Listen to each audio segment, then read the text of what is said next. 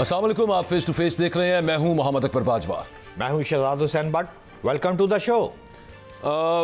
ये अभी बयानात जो हम आपको सुनवा रहे थे, ये आपने देखे, सिचुएशन पॉलिटिकली कुछ रिजॉल्व होने की बजाय मजीद कॉम्प्लेक्स हो रही है।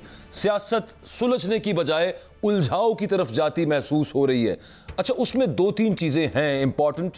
एक तो आज कल के अंदर, ये वैसे गवर्नमेंट पिछले 2-3 हफ्तों से कह रही कि आज कल के अंदर आईनी तरमीम, कॉन्स्टिट्यूशनल अमेंडमेंट और उसके अंदर जुडिशल पैकेज, वो कल या परसों जो इजलास है पार्लियामेंट का, उसके एजेंडे पर आ सकता है।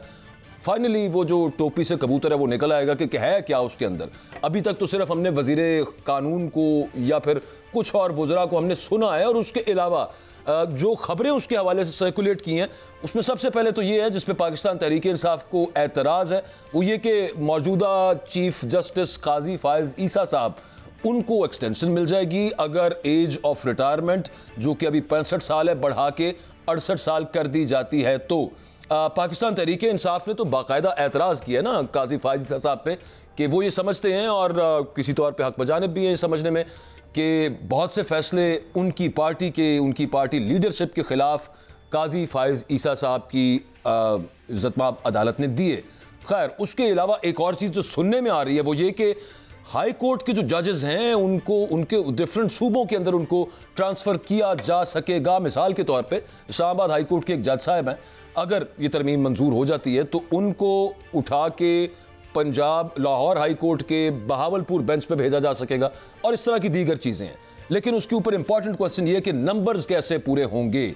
मौलाना फजलुर रहमान अगर साथ नहीं देंगे, और जब तक साथ नहीं देंगे नंबर्स पूरे नहीं हो सकते, ना नेशनल असेंबली के अंदर ना सेनेट के अंदर। बट साहब, क्या आपकी इसके ऊपर बाजवा साहब, आपने दुरुस्त फरमाया, जितनी गुफ्तगू की है बड़ी सीक्वेंस के साथ दुरुस्त फरमा रहे हैं, और ऐसे ही चीजें चल रही हैं। नहीं, नंबर पूरे हो जाएंगे। मौलाना वोट कर रहे हैं कि नहीं कर रहे, आपका ख्याल क्या और खबर क्या है?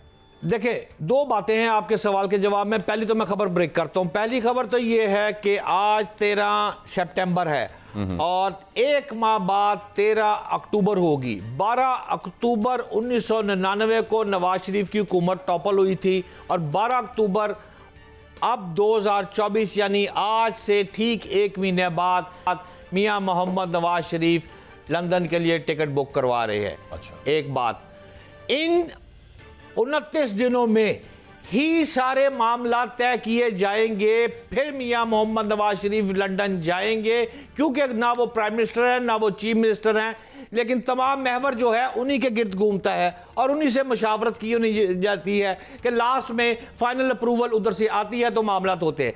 लिहाजा इस एक माह में इस मुल्क का तयन होने जा रहा है। इसमें मतलब है कि मुल्क की जो आगे की समत है, ये जो फ्यूचर है, उसका तयन नवाज शरीफ साहब ने करना है। देखिए, नवाज शरीफ मुस्लिम लीग नून का काई शहबाज शरीफ जिसके गोडों को हाथ लगाता है तो उसी ने करना, और मैंने तो नहीं करना ना भाई। नून लीग तो कर ही नहीं रही तयन, बात तो ये है। यही तो बात फिर चलेगी कि यहां से बैठकर रायविंड से किस किस को डील की जा रही है। और फजलुर रहमान वाला जो आपका दूसरा सवाल था, अच्छा। फजलुर रहमान साहब इस वक्त मेरी खबर के मुताबिक 85% तक इकरार कर चुके हैं। बाजवा भाई, ये सारी जो आनियां और जानियां हैं, और ये जो खबरें चलाई जा रही हैं कि आनी पैकेज आ रहा है, तरमीम हो रही है और फजलुर रहमान मुखालिफ वोट डाल देगा, ये वैसे ही है जैसे कि हमसे अभी पैसे मांगने उधारे आ जाए और हम आपस में लड़ना शुरू हो जाए कि हम दोनों के पास पैसे नहीं है, सिर्फ उसको टालने के लिए। 2-3 चीजें हैं। आज मौलाना फजलुर रहमान से वहां पे पार्लियामेंट में पूछा भी गया है, जिसके जवाब में उन्होंने ये कहा कि अगर, अच्छा, पहली बात तो ये है कि इसको बड़ा सीक्रेसी के साथ, इसको मतलब जिसको कहते हैं कि keeping cards close to chest, वो हुकूमत ने ना साथ लगा के रखा। वो मेरा ख्याल है वो मुसव्वदा वज़ीर कानून साहब अपनी जेब में डाल के फिरते हैं कि वो मेरे पास ही रहे। वो मेरा ख्याल है सोते हुए भी उस कोट या वेस्ट कोट को नहीं उतारते। वो कल उन्होंने ऐसे करके निकाल के रखना है, कल निकालना है, जब भी नंबर्स पूरे होंगे तब निकालेंगे वो। लेकिन मौलाना साहब ये कहते हैं कि वो कल एक तो लायामल भी दे चुके हैं, एक आगे बढ़ने का रास्ता बता भी चुके हैं, और अपना मेरा ख्याल है को दिमाग भी, माइंड भी डिस्क्लोज कर चुके हैं। मेरा ये ख्याल है, जो उनकी बातों से समझ आता है कि वो तमाम तरामीम के ऊपर मुत्तफिक नहीं होंगे। वो हो सकता है कि जो है आप जजेस को एक हाई कोर्ट से दूसरे में ट्रांसफर कर दें, या सुनने में आ रहा है कि कॉन्स्टिट्यूशनल कोर्ट जिसका चार्टर ऑफ डेमोक्रेसी में जिक्र था, वो एक नई कोर्ट बनने जा रही है, उसके लिए वो हामी भर लें। लेकिन एज ऑफ रिटायरमेंट बढ़ा दी जाए या फिर और कोई जिस पे उनको एतराज हो, तो ये नहीं है कि वो एक ब्लैंकेट अप्रूवल दे देंगे हर चीज के लिए। यार बाजवा भाई, बात ये है कि इस वक्त स्क्रिप्ट लिखा जा चुका है और इस स्क्रिप्ट के मुताबिक इस मुल्क ने चलना है। मनोवन जो स्क्रिप्ट में लिखा है ये सारी गोटियां वैसे ही एडिट होंगी, कोई चीज इधर की उधर उधर नहीं होगी। हाँ, सवाल एक ये है, खान की पॉपुलैरिटी इस वक्त भी उतनी है। भट्ट साहब ये तो दो मुतजाद बातें होंगी। अभी आप कह रहे थे नवाज शरीफ ने डिसाइड करना है, हाँ? अब आप कह रहे हैं कि स्क्रिप्ट लिखा हुआ नवाज शरीफ ने भी उस पर अमल करना है बस। वो स्क्रिप्ट नवाज शरीफ की मर्जी से लिखा गया ना हजूर अनवर के ब्लाग, वो स्क्रिप्ट में आसफ जरदारी के सिग्नेचर हैं हजूर मोहतरम। वो लड़ाई जो हमारी चल रही है गवर्नर हाउस और सीएम पंजाब में, वो लड़ाई हमारी बस हल्की फुल्की चल रही है। यहां भी आपको एक खबर देता जाऊं कि इस वक्त बजाब्ता एप्लीकेशन गई है गवर्नर पंजाब के खिलाफ सदर मुमलिकत आसफ जरदारी को कि जी पीपल्स पार्टी के जितने बंदे हैं अहम अहदेदार रोल गए हैं, वहां पर उनका कोई इस्तकबाल नहीं हो रहा। लेकिन छोटी बात है, हम ऊपर चलते हैं। ऊपर की जो स्क्रिप्ट है उसमें विद दी रजामंदी ऑफ नवाज शरीफ एंड आसफ जरदारी। लेकिन सवाल फिर मैं जो बात कर रहा था, बात देखिए वो जो भी लिखा हो स्क्रिप्ट के मुताबिक मौलाना फजलुर रहमान नहीं चल रहे, ये बात तय है। और ये बड़े अरसे से हमें नजर आ रहा है कि ना तो उनकी पार्टी या मतलब वो खुद किसी ओहदे पर है ना उन्होंने, और वो तो एहतजाज कर रहे हैं जिस तरह की वो बात कर रहे हैं। एक सेकंड ये कि आसिफ अली जरदारी से मुलाकात हुई, शहबाज शरीफ साहब से वजीर आजम से मुलाकात हो या नवाज शरीफ साहब से मुलाकात हो, हम ही उन्होंने अभी तक ओपनली नहीं भरी। और जो कल मैं अगेन फिर उस बात को रिपीट करूंगा कि जो कल उन्होंने बताया कि ये तरीका है, अगर इस तरह से आपने आगे चलना है और शफाफ अंदाज के अंदर अगर आपने करनी है कॉन्स्टिट्यूशनल अमेंडमेंट, कमेटी के अंदर ये मामला लेके आए, वहां पर डिस्कस करें, ऑपोजिशन के लोग भी उसके अंदर मौजूद हों। ये मामला अगर हुआ ना भट्ट साहब, तो पता क्या होगा, काजी साहब की जो डेट ऑफ रिटायरमेंट है ना वो 25 अक्टूबर 2024 ही रह जाएगी। क्योंकि ये अगर कमेटी में मामला चलना शुरू हो गया तो फिर तो ये जो मैं आपको पहले अर्ज कर रहा था ना कि वो मुसवदा जेब में डाल के जो फिर रहे हैं वज़ीर कानून साहब, बाजवा साहब आप दुरुस्त कह रहे हैं, लेकिन खबर ये नहीं है, चेंज करना पड़ता है। खबर आईनी तरमीम से बढ़कर भी असल में आपको फिर वहीं लाना चाह रहा हूं जब मैं पहले बात कर रहा था। आप खान को नहीं छोड़ सकते। खान इस वक्त भी मैटर कर रहा है, उसकी पॉपुलैरिटी जो है वो तमाम तर कोशिशों के बावजूद वो कम नहीं हो सकी। लिहाजा खान के इर्द गिर्द जो टीम है, अब उसको जैसे मैंने आपको पहले भी प्रोग्राम से पहले कहा कि जो टीम खेल रही है वो टीम को मुनासिब नहीं खेल रही, जिस तरह उनको खेलना चाहिए, सपोर्ट करनी चाहिए। किसकी पीटीआई की बात कर रहे हैं? मैं यस बिल्कुल कह रहा हूं, खान की, इमरान खान की जो टीम है इस वक्त वो इतने इख्तलाफात का शिकार है कि वो खान के लिए जो काम करने चाहिए वो नहीं कर रहे। किस किस्म के इख्तलाफ की बात कर रहे हैं? इख्तलाफात आप देखें, अमीन गंडापुर से शुरू कर लें। अमीन गंडापुर ने अपने दोनों सूबाई वजीरों को करप्शन पर और करप्शन की इल्जामात उन पर, छोटी बात, ठीक है आगे चलते हैं। जो गंडापुर की तकरीर है आप खुद बताएं क्या मुनासिब है वो? इमरान खान साहब देखें, जिनकी पार्टी है, जिसकी पॉपुलैरिटी की आप बात कर रहे हैं, वो अगर ये कह रहा है सहाफियों को कि जिसे अली अमीन गंडापुर की तकरीर से एतराज है पार्टी छोड़कर चला जाए, अली अमीन ने बिल्कुल तो इसीलिए तो फिर सलमान अकबर राजा की प्रेस कॉन्फ्रेंस में आज सहाफियों ने उठा दिया ना, सारा कुछ कर लिया। फिर सलमान अकबर राजा प्रेस कॉन्फ्रेंस इस तरह नहीं, वो तो सहाफियों को कह रहा है कि जनाब ये सब बकाऊ माल है। को ये कहने का हक इख्तियार नहीं है बाजवा भाई कि ये सहाफी बकाऊ माल है। हम ये कह सकते हैं लफ्ज कि ये तमाम सियासतदान गलीज है, नहीं कह सकते। तमाम नहीं हो सकता, नहीं हो सकता। इस सलमान अकरम राजा साहब ने भी पहले माफी मांगी थी, बाकायदा माफी मांगी अली अमीन गंडापुर। वो माफी मांगनी चाहिए। हो गया। नहीं, मैं तो कुछ और अर्ज कर रहा था ना, मैं तो आपसे सिर्फ ये कह रहा था कि अली अमीन गंडापुर जो बोले वो इमरान खान भी कह रहा है कि यही बोलना है। आप ये फरमा रहे थे कि पार्टी के अंदर इख्तलाफ है या अली अमीन ने वो तकरीर कर दी तो क्या हो गया? ओ भाई, इमरान खान वांट्स दैट, वो कहता है कि यही तकरीर चलनी है, जिसको एतराज है वो कर ले, उस पर मामला, किसी को एतराज नहीं। मैं आखिरी बात आपको, सलमान अकबर राजा ने कहा कि इस पे किसी की माफी मांगे। मेरी आखिरी लाइन ये है कि मैं इस प्रोग्राम के तवस्सुत से सीधा इमरान खान साहब से दरखास्त करना चाहता हूं कि इस मामले को फौरी खत्म करें। जैसे आज सलमान अकबर राजा की प्रेस कॉन्फ्रेंस हुई है, इसी तरह मामला और बढ़ेंगे। अमीन गंडापुर ने अगर बात गलत की है साफियों के मुतल्लिक तो वो माजरत करें, मेरी चले वो तो करेंगे, लेकिन जेल में सिर्फ पीटीवी आता है माजरत। जीएनएन आ रहा होता तो शायद वो आपको देख लेते और वो सुन भी लेते, उस पर कर भी लेते अमल। एक ब्रेक ले ले, छोटी सी ब्रेक से वापस आते हैं जी। सीनियर जर्नलिस्ट खदीजा फारूकी साहिबा और जुनैद अकबर साहब पीटीआई लीडर है, हमारे साथ प्रोग्राम में होंगे। Stay with us.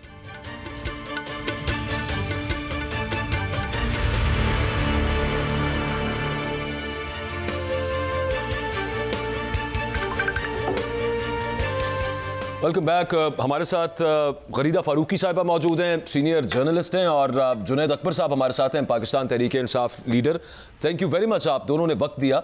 मैं आपसे स्टार्ट करता हूं। गरीदा साहिबा, ये फरमाइएगा कि government seems to be very confident, ये जो वो कहते हैं कि नंबर शायद उनके पास पूरे हो जाएंगे, ऑफ रिकॉर्ड वो बताते हैं। मैं बात कर रहा हूं कॉन्स्टिट्यूशनल अमेंडमेंट के हवाले से, और मोस्ट प्रॉब्ली कल जो इजलास होगा उसमें शायद पेश भी किया जाए, पहले कमेटी के अंदर फिर ऐवान में भी आ जाएगा। बिल आखिर की क्या क्या अमेंडमेंट्स हैं अभी तक तो हमने सुनी है, एग्जैक्टली पता नहीं है, लेकिन do you think that numbers पूरे कर लेगी गवर्नमेंट? बहुत शुक्रिया and it's a pleasure, it's an honour to be in your programme. इस वक्त तक तो हेयर से चल रही है ना, पिछले काफ़ी अरसे से। अभी कल परसों शमीला फारूकी साहिबा मेरे प्रोग्राम में थी, इतनी दिलचस्प बात हुई कि मैंने उनसे वही सवाल किया जो आप मुझसे कर रहे हैं कि जी कोई कॉन्स्टिट्यूशन अमेंडमेंट आ रही है।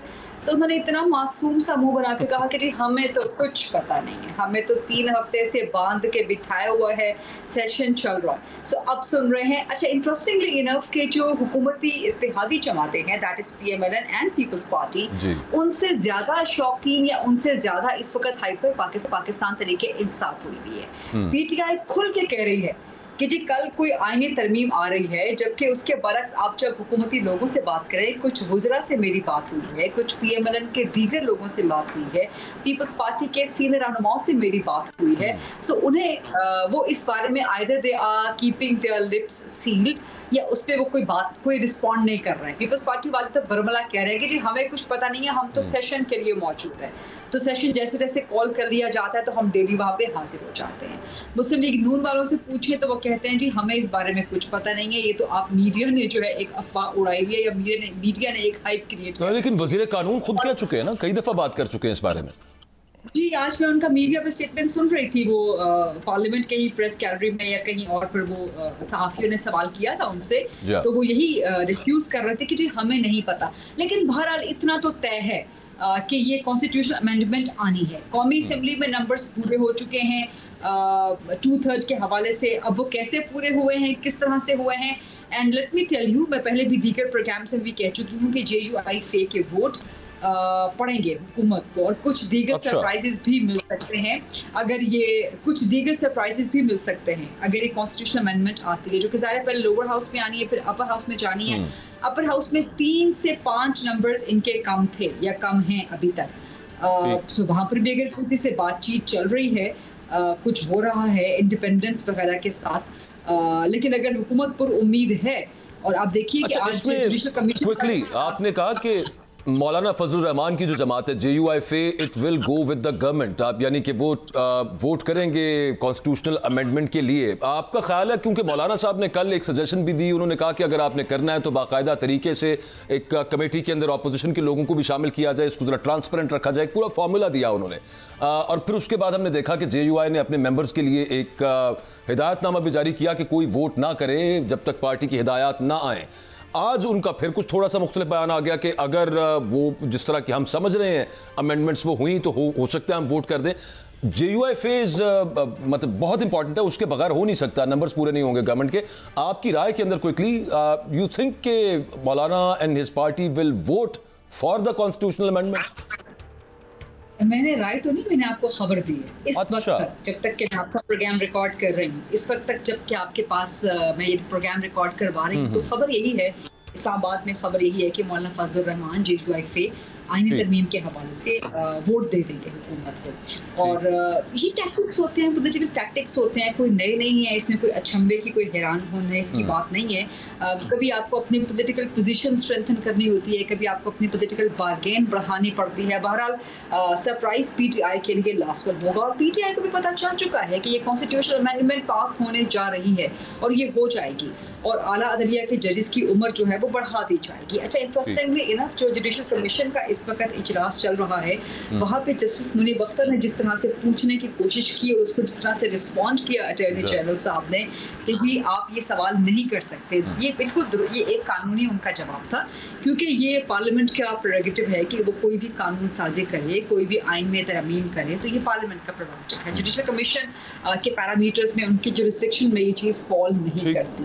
लेकिन इंटरेस्टिंगली इनफ अभी JC का इजलास भी चल रहा है, कल पार्लियामेंट का दोनों ऐवानों का इजलास बुला लिया गया है, तो होने तो कुछ बहुत बड़ा जा रहा है।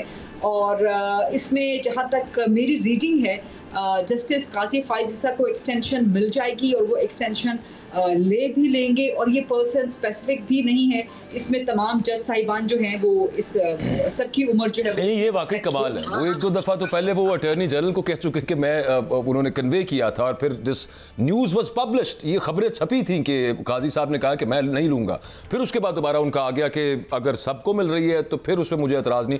हमने देखा शहजाद भट्ट साहब, उनके जो सेक्रेटरी हैं उनका एक प्रेस रिलीज उनके सेक्रेटरी ने भी कर दी और इसी हवाले से की जिसमें वो बताना चाहते थे आप ठीक फरमा रहे हैं काबिल मोहतरम। अब उन्होंने तो वाज़ेह कह दिया, लेकिन इस मुल्क की रवायात ये हैं कि बड़े से बड़े जो सरबराह होते हैं वो भी लेते नहीं हैं, हम ज़बरदस्ती उनको दे देते हैं और बिल आखिर मुल्की मुफाद एक अच्छा लफ्ज़ है, हम अखबारों में भी थे तो ये बातें चला करती थी। लेकिन मैं मौके से फ़ायदा उठाना चाहता हूँ। काबिल एहतराम गरीदा फरूकी साहिबा, थैंक यू वेरी मच, आप हमारे प्रोग्राम में तशरीफ लाई हैं, बहुत काबिल एहतराम है और बहुत ज़्यादा सोर्सफुल है। अगर एक साइड पर ये जो आप फरमा रही हैं मौलाना फजलुर रहमान वाली बात कि ये जो वोट डल जाएंगे और आईनी तरमीम आ जाएगी और ये चीफ जस्टिस वाली मुद्दत मुलाजमत वाली आप जो बात फरमा रही हैं, आपसे पूछना चाहता हूँ कि फिर अगर ये हो भी गया, लेट्स से अगर ये हो भी गया तो आपको अगले माह में क्या पीटीआई मुस्लिम लीग नून हुकूमत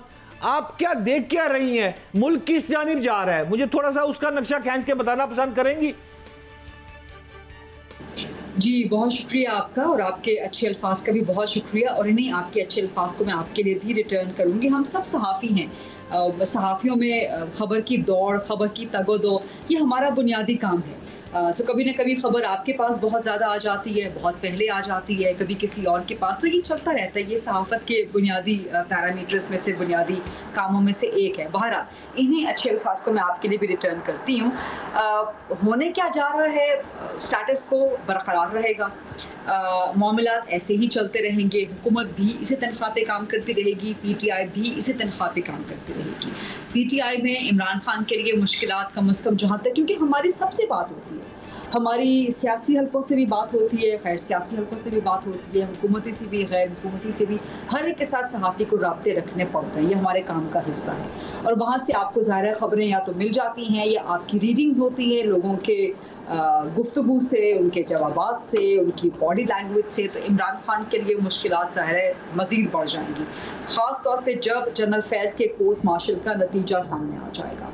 और वो नतीजा अगर ऐसा हुआ कि जहाँ पे इम्प्लिकेशंस हुई तो उन इम्प्लिकेशंस में फिर इमरान खान भी इम्प्लिकेट हो सकते हैं। और इमरान खान के लिए पीटीआई खुद इस जमात के पाँव पे कुल्हाड़ी दर कुल्हाड़ी मारती चली जा रही है। जो अली अमीन गन्नापुर जिस किस्म के बयानात और उसके बाद जिस किस्म की हरकत व सकनात कर रहे हैं, इसमें कोई गलत नहीं है कि अगर किसी चीफ मिनिस्टर से किसी काउंसिल जनरल ने मुलाकात कर ली है, ये मुलाकातें रूटीन का हिस्सा भी होती हैं, लेकिन टाइमिंग इंपॉर्टेंट है। इससे पहले ब्रिटिश हाई कमिश्नर वो पंजाब की चीफ मिनिस्टर के साथ भी मुलाकात करती रही, यूएस एम्बेसडर भी पंजाब की चीफ मिनिस्टर के साथ, बल्कि बाकी प्रोविंसेस के चीफ मिनिस्टर्स के साथ भी हाई कमिश्नर्स एंड एम्बेसडर्स मुलाकातें करते रहते हैं, लेकिन वो एक रूटीन की मुलाकातें होती हैं। ये जो मुलाकात हुई जिसने कान खड़े कर दिए, जिसने एतराज़ात खड़े कर दिए, ज़ाहिर है ये एक टाइमिंग थी कि एक दिन पहले आपने बयान दिया कि हम अफगानिस्तान के साथ बराह रास्त मुज़ाकरात करेंगे सूबे की हद से, जो कि आप बिल्कुल एक फेडरेशन का ढांचा ही चैलेंज नहीं कर रहे। गरीदा फरूकी साहबा, मैं जो मेरी खबर है और मेरी खबर के मुताबिक खान साहब को अडियाला जेल से अब शिफ्ट करने का वक्त आ गया है। आपके पास इस्लामाबाद की कोई न्यूज़ है कि अब वो अडियाला जेल में नहीं कहीं और रहेंगे? एग्री? आप माशाल्लाह बड़े बाखबर सहाफ़ी हैं, आपके पास से खबर आई है तो बहुत बड़ी खबर है और ये आपकी बड़ी ज़बरदस्त किस्म की अचीवमेंट है। लेकिन मैं तो उस चीज़ को देखूंगी जो मेरे लिए बड़ी क्वेश्चनेबल है बतौर सहाफ़ी और बड़ी इंटरेस्टिंग भी है कि इमरान खान पिछले कम से कम 2 महीनों से जब जनरल फैज़ के हवाले से कोर्ट मार्शल या इन सब मामलात ये कहीं खुले भी नहीं थे, लेकिन तब से इमरान खान जो सहाफ़ियों से बात करते थे अडियाला जेल में, तो वो बार बार अपने मिलिट्री ट्रायल के होने का खदशा जाहिर करते थे।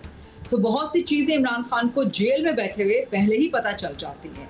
सो उसके बाद फिर इस्लामाबाद हाई कोर्ट में जो पिटीशन गई है, that has actually raised the bells for me as a journalist, and that should raise the bells and raise the concerns for every journalist rather, in fact, कि जी आप अभी से क्यों मिलिट्री कस्टडी में ना दिए जाने के या आप एक प्रिएम्प्टिव किस्म की सिचुएशन के लिए क्यों तगोदो कर रहे हैं। और फिर इस्लामाबाद हाई कोर्ट ने भी माशाल्लाह जो ज़बरदस्त काम किया और उन्होंने पूछा अटॉर्नी जनरल से, वफाकी हुकूमत से कि जी आप बताएं मुस्तकबिल में आपका इरादा तो नहीं है। तो ये बड़ा एक इंटरेस्टिंग सिचुएशन है कि हमारा निज़ाम इंसाफ अब मुस्तकबिल के लिए भी पेश अब लेकिन उसमें गरीजा साहब उसमें एक मामला ये भी है ना कि जब डीजी ISPR अपनी प्रेस कॉन्फ्रेंस में खुद हिंट देंगे और उनसे ये सवाल पूछा जाएगा और उसका जवाब वो मैं कहूँगा मुबहम रखा उन्होंने, ना उन्होंने इनकार किया ना इकरार किया, तो फिर वहाँ से आईब्रोज तो रेज होंगे और फिर उसमें सवाल तो होगा ना। और फिर चूंकि सुप्रीम कोर्ट के अंदर भी सिविलियंस को ट्राई करने के हवाले से मामला है। चलें एक छोटी सी ब्रेक लेनी है, ब्रेक के बाद वापस आते हैं।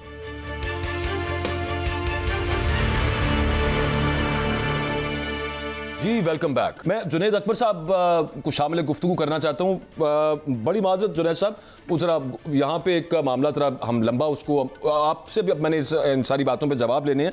एक तो ये कि आप 2/3 मेजॉरिटी जो हुकूमत को चाहिए कॉन्स्टिट्यूशनल अमेंडमेंट के लिए, उसके हवाले से आपकी पार्टी के जिम्मेदार लोग ये कहते हैं, इमरान खान साहब खुद कहते हैं कि आपकी पार्टी के लोगों को डराया धमकाया जा रहा है, प्रेशराइज किया जा रहा है so that they vote for the constitutional amendment.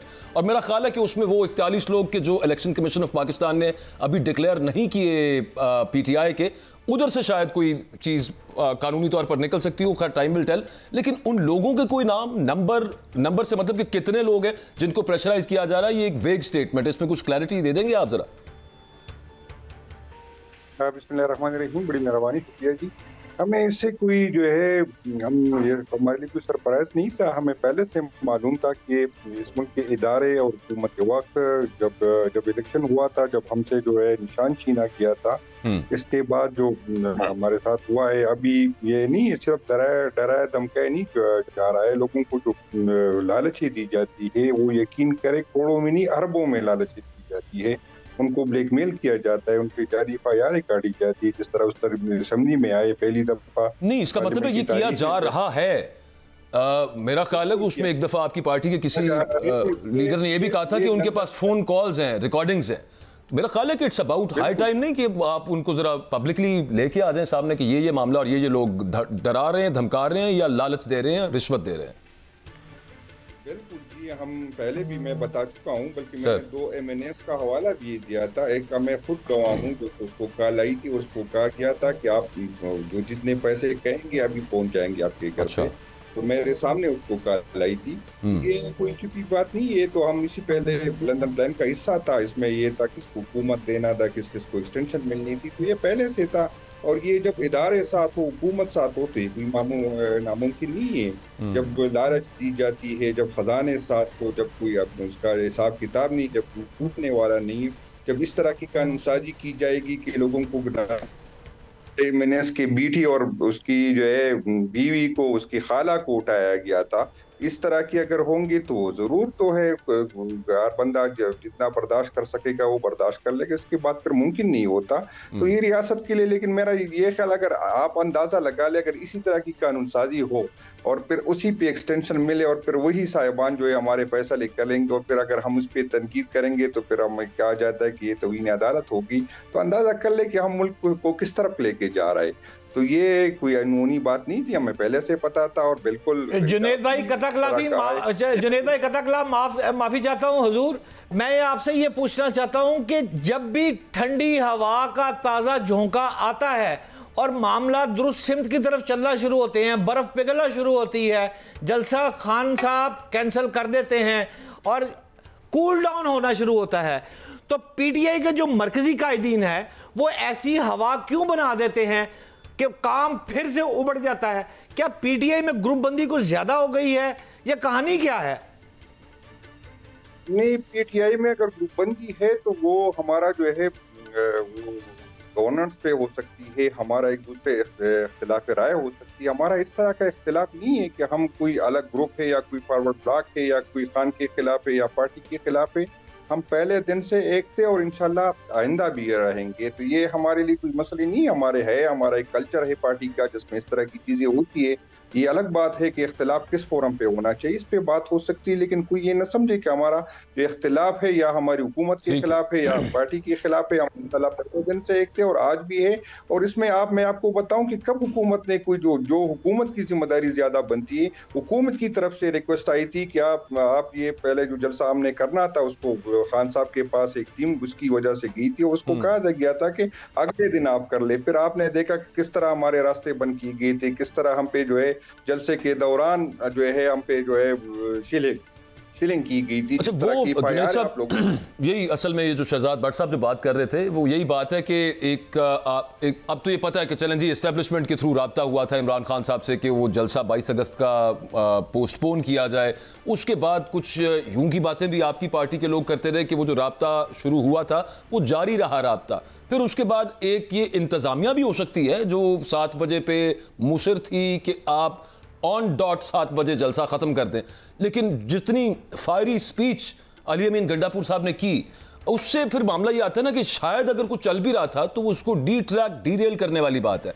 अच्छा, उससे आगे आ जाए 2 दिन तो आजम सवाती साहब फरमा रहे थे कि फौज का कोई किरदार नहीं है, जो सब कुछ हुआ 9 सितंबर को 8 सितंबर को ये मोहसिन नकवी करवा रहे हैं, यानी कि वो फिर अगेन एक लीवे दे रहे एस्टेब्लिशमेंट को, कह लीजिए उनके आपके ऊपर पेट्रोल छिड़का जा रहा है। नहीं, उन्होंने तो ठंडा किया ना, उन्होंने तो पानी छिड़का है आजम सवाती साहब। मैं उसकी बात तकरीर वाली बात पे भी जो आपने कहा, जरा कमेंट कर दें कि मोहसिन नकवी साहब is behind that, not the establishment. ये क्या मामला है? मैं ये तो उनको पता होगा कि कौन, लेकिन मैं आपको ये बात बता दूं कि मोहसिन नकवी साहब जिस दिन कल जो मीटिंग थी, मोहसिन नकवी साहब भी तशरीफ लाए थे स्पीकर साहब के घर पे। मोहसिन नकवी साहब ने भी कहा कि मुझे इसका पता नहीं। आईजी इस्लामाबाद को बुलाया गया था, जो उसने कहा था कि मुझे इसका पता नहीं। जिस तरह की FIR काटी गई है, तो ये FIR है जो पुलिस वाले होते हैं उस तरह की FIR नहीं काटती। जिस तरह यार किसी के हाथ में जो है वो ग्रेनेड था, किसी के हाथ में क्लाशनकोफ था, जिस तरह आज आपने सुना वो अदालत में उसका कितना मजाक उड़ाया गया। तो ये इन लोगों की FIR है जिसको समझ नहीं कि FIR किस तरह काटी जाती है ना। तो ये तो सारे, लेकिन मेरा नहीं ख्याल कि ये इदारों के लिए, ये मुल्क के लिए, ये हमारी सब के लिए, जमहूरियत के लिए मेरा नहीं ख्याल कि ये पैदामन है। इससे न तो खान ने हमारे हम अगर हमें तोड़ भी दिया जाए तो खान पे कोई फर्क नहीं पड़ता, अवाम खान के साथ है। नहीं, पुलिस इसी तरह की FIR वैसे काटती है, हम तो देखते रहे हैं। गरीदा साहब, इस पे आपकी इंफॉर्मेशन भी, आपका तज्जिया भी दरकार है। मोहसिन नकवी साहब उसके पीछे थे, फौज उसके पीछे नहीं थी, सेज आजम सवाती साहब। दूसरी तरफ हमने ये देखा कि जितनी जो स्पीच, जितनी शोला बयानी थी अली अमीन गंडापुर साहब की तर्ज तकल्लुम में, वो उसका रिएक्शन आना था। तो how do you read this? Pakistan Tehreek Insaf आज इमरान खान साहब की जेल में जो गुफ्तगू थी सहाफ़ियों के साथ, आज फिर वो थोड़ा वो एक कूल लाइन पर रहे हैं, उन्होंने नाम किसी का नहीं लिया, वरना ले लेते होते हैं, बड़ी सख्त स्टेटमेंट्स दे देते होते हैं। And on the other hand also Azam Swati साहब की स्टेटमेंट अगर इसके साथ मिलाएं कि मोहसिन नकवी साहब was doing that on his own, अपने आप पे ही कर रहे थे, इदारा कोई नहीं है इसके पीछे, रियासत नहीं हुकूमत है। आपकी इस पे क्या राय है? ये आजम सवाती को भी पता है, ये पाकिस्तान तहरीक इंसाफ को भी पता है, ये तमाम पॉलिटिकल फोर्सेस को पता है कि कुछ रेड लाइंस होती हैं पॉलिटिक्स में जिनको क्रॉस नहीं किया जाता। उसमें PTI के चंद लोग इनफरादी तौर पे उन रेड लाइंस को क्रॉस कर जाते हैं, फिर वापस आ जाते हैं, वापस आने के लिए फिर मिन्नत तरला करते हैं या जो भी करते हैं, जैसे आपने गंडापुर के केस में बारहा देखा है। और उनका कंडक्ट, जब तक वो चीफ मिनिस्टर रहेंगे और उनके जब तक के बारे में हतमी तौर पे कुछ नहीं कहा जा सकता कि वो अपनी 5 साल मुद्दत अपनी परफॉर्मेंस की बुनियाद पे या अपनी इसी जज्बातियत की बुनियाद पे पूरी कर भी पाएंगे कि नहीं कर पाएंगे, कम से कम मुझे तो नहीं लगता। उम्मीद करती हूँ कि वो अपनी इस जज्बातियत, इस शोला बयानी, सो कॉल्ड शोला बयानी से जरा गुरेज करें और अपने अवाम की फलाह बहबूद और गवर्नेंस पे तवज्जो दें। लेकिन बहरहाल ये रेड लाइंस होती हैं, तो ये इस किस्म के स्टेटमेंट्स आते रहते हैं, ये फ्रिक्शन, पुल एंड पुश, ये सिचुएशन चलती रहती है। आपके इख्तलाफात भी होते हैं एस्टैब्लिशमेंट के साथ, फिर आप एस्टैब्लिशमेंट से राब्तों की ख्वाहिश भी रखते हैं, फिर आप वो राब्ते रखते भी हैं। इमरान खान ने तो एडमिट कर लिया। तो मैं हैरान हूँ कि जो PTI के बड़े फॉलोवर्स हैं, जो PTI के लीडर्स हैं, जुनैद अकबर साहब आपके साथ मौजूद हैं, मुझे नहीं मालूम उन तक मेरी आवाज़ जा रही है कि नहीं जा रही। मैं इनका बड़ा एहतराम करती हूँ, ये उनसेन, रीजनेबल और रिस्पॉन्सिबल लोगों में से हैं PTI के चंद एक, और बड़े उसूली शख्स हैं ये। तो इन जैसे लोगों को, खासतौर पर PTI के नौजवानों को इमरान खान से सवाल तो करना चाहिए था कि जी बाहर आप हमें लगा देते हैं हकीकी आज़ादी के पीछे और आपने 6 बंदे नॉमिनेट कर दिए, तो ये किस किस्म की हकीकी आज़ादी है? इसका मतलब है कि आप फिर अपना जो जो पॉलिटिकल माइलस्टोन है, जो आपके नौजवान हैं, जो आपके फॉलोअर्स हैं, उनको आप फिर क्या इस्तेमाल कर रहे हैं सियासी एतबार से? ये बड़ा सख्त लफ्ज हो जाएगा, लेकिन इसका जी जुनैद भाई, आपने बात सुनी गरीदा फुर्की साहबा की, वो हकीकी आज़ादी की जो बात फरमा रही हैं इस वक्त, आप इस पर क्या रिस्पॉन्ड करेंगे? फिर ये क्या गरीदा साहबा जो फरमा रही है, ठीक है, एग्री हैं आप? मैं इसके खिलाफ करता हूँ। ये हमारे इदारे हैं और हमने कभी नहीं कहा कि हम इससे राबिते में नहीं, हम राबिते में है। ये इस मुल्क के इदारे हैं, तो हम इदारों से बात करने को बिल्कुल तैयार है और इससे हमारा राबिता भी हुआ है। कभी टूट जाता है, कभी होता है, लेकिन हमारा राबिता इससे नहीं कि आप हमें हुकूमत मिलाए। हम इन इदारों को ये समझाने की कोशिश कर रहे हैं कि आप अपने कानून जो आईनी हुदूद है उस आईनी हुदूद में रहे, किसी और मुल्क के इदारों से तो राबिता नहीं कर रहे। वक्त की कमी है, प्रोग्राम की क्लोजिंग का टाइम है। गरीदा फारूकी साहिबा, आपका भी बहुत शुक्रिया। जुनैद अकबर साहब, आपने वक्त दिया, आपका भी बहुत शुक्रिया। इंशाल्लाह आपसे कल मुलाकात होती है। नाजरीन, अपना फीडबैक दीजिएगा। अल्लाह हाफिज।